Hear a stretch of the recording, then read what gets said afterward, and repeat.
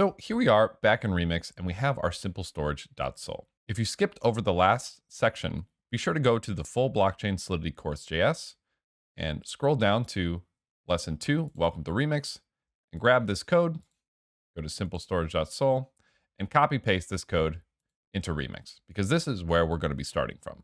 We have this simple storage contract, which is great. It allows us to store a favorite number and it allows us to store favorite numbers across different people in both mappings and arrays. But let's say we want to get even more advanced with this. We actually can have a contract actually deploy other contracts for us and then go ahead and interact with those contracts from other contracts. Contracts interacting with each other is an essential part of working with Solidity and working with smart contracts. The ability for contracts to seamlessly interact with each other is what's known as composability. Smart contracts are composable because they can easily interact with each other. This is especially awesome when it comes to things like DeFi, where you can have really complex financial products interact with each other incredibly easily, since all their code is available on chain. So we're going to learn how to do that. So let's keep our simple storage contract exactly the way it is. We're going to create a new contract called Storage Factory. So we're going to hit the new file button and type in storage factory.sol. And let's close this off for now. So let's go ahead and get this contract set up. From what we learned before, first thing we're going to want to do is the SPDX license identifier, which we're going to do MIT. And then the next thing we're always going to need is our Solidity version. So we'll do pragma Solidity, and we could do 0.8.7. But for this one, let's do 0.8.0 and then just add the caret, meaning any version of 0.8 point something will work. And then let's add our contract name, which is going to be storage factory. Now hit Command S or Control S or go to the compile tab and hit compile. And boom, we have our regular setup here. Now we want to create a function that can actually deploy our simple storage contract. So we'll create a function called function create simple storage contract. We'll have it be public so anybody can call it. We'll have it deploy a simple storage contract and save it to a global variable. But before we can do it, how can our storage factory contract know what our simple storage contract looks like in order to deploy it? If our storage factory contract is going to deploy simple storage, it's going to need to know the code of simple storage. One way we can do this is we can actually go to our simple storage.sol and copy everything underneath pragma solidity and down and paste it into our storage factory.sol underneath our pragma solidity. If we go ahead and compile and save this, it actually works. Our storage factory.sol contract actually now has two contracts in it. It has the simple storage contract and it has the storage factory contract in it. If you actually go to the deploy tab and scroll down to deploy while you're on the storage factory.sol, not the simple storage.sol, on storage factory, you can see that you can actually choose which one of these contracts to deploy. A single file of Solidity can hold multiple different contracts. Now that we have our simple storage.sol in our storage factory, we can actually go ahead and create this function to deploy a simple storage.sol. We're going to create a global variable the same way that we would create any other global variable. We'll do the type, which is going to be type simple storage contract. We'll give it a visibility, a public, and we'll give it a variable name. Type simple storage contract, going to be public. The name of the variable is going to be simple storage. Now in our function create simple storage contract, we're going to say simple storage equals new simple storage. This new keyword is how Solidity knows, okay, we're going to deploy a new simple storage contract. So we go ahead and compile this. We'll go to the deploy tab, make sure we're on the JavaScript VM. We'll scroll down to the contract and we'll choose storage factory. And remember, you need to have storage factory.sol selected in order for that to show up. Storage factory. We'll go ahead and hit deploy. And now we see our storage factory contract has two buttons.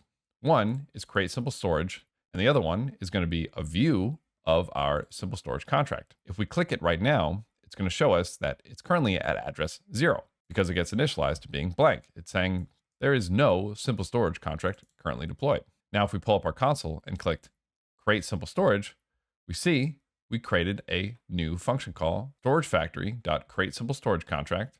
And in doing so, we called this function, which created and deployed a new simple storage contract. We can now see what address the simple storage contract is at by clicking the simple storage button, and we see the address associated with it.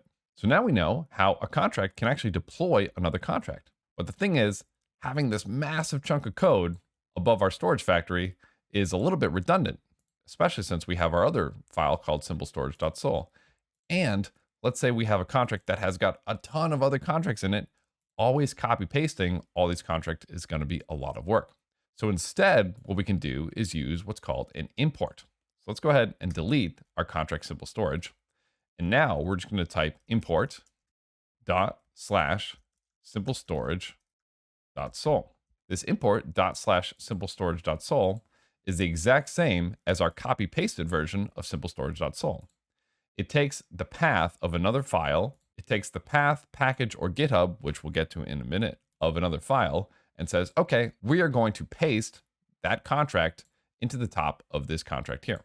And we actually see, if we go back to compile, we go to deploy, let's delete our old contract. We can actually see storagefactory.sol again.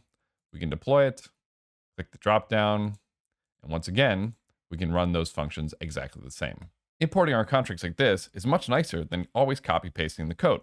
This way, if we want to change something in simple storage, we have one canonical place to go ahead and change it, instead of having to change it in multiple different places. Now, additionally, you'll notice the pragma Solidity. If we have our contracts in two separate files, we actually can have different versions of Solidity. Right now, our storage factory has caret 0.8.0, which means that anything within the 0.8 range of this contract is okay. But for simplestorage.sol, it says anything in the 0.8.8 and above range is okay. So if we were to try to change the compiler version to 8.5 and then go ahead and compile, Remix is going to automatically bump it up to a better version that is compatible with both of them. In this case, 8.13. But if we, for example, changed our Solidity version of Storage Factory to 0.7.0 and then tried to compile them, we actually end up getting an issue. Parser error. Source file requires different compiler version. This is because our storage factory is saying, hey, anything in the 0.7s is okay. However, our simple storage is saying anything in the 0.8.8 and above is okay. So those two versions are not compatible. So what we need to do is we need to make sure our versions of Solidity are indeed compatible. So let's change the version back, recompile, and now we're looking good again. Now, since we have this create simple storage contract, every single time we call it right now, it'll just replace whatever is currently in our public simple storage variable. Let's go ahead and update this so that we can actually keep a running list of all of our deployed simple storage contracts. So instead of having this be a single variable, we'll make this a simple storage array or list, public simple storage array. Now, whenever we create a new simple storage contract, instead of saving it like this, what we're going to do is we're going to save it as a memory variable by saying simple storage equals new simple storage. And we're going to add this variable to our simple storage array. So the same way we did it before, we're going to do simple storage array dot push simple storage. So I should spell storage right. Let's go ahead and compile this. Looks good. We'll deploy the storage factory. Deploy.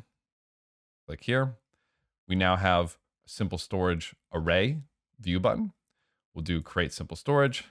Now we can view the simple storage contract at 0. Right now there's nothing at 1, but if we create another simple storage contract, we can see the new simple storage contract address at index 1.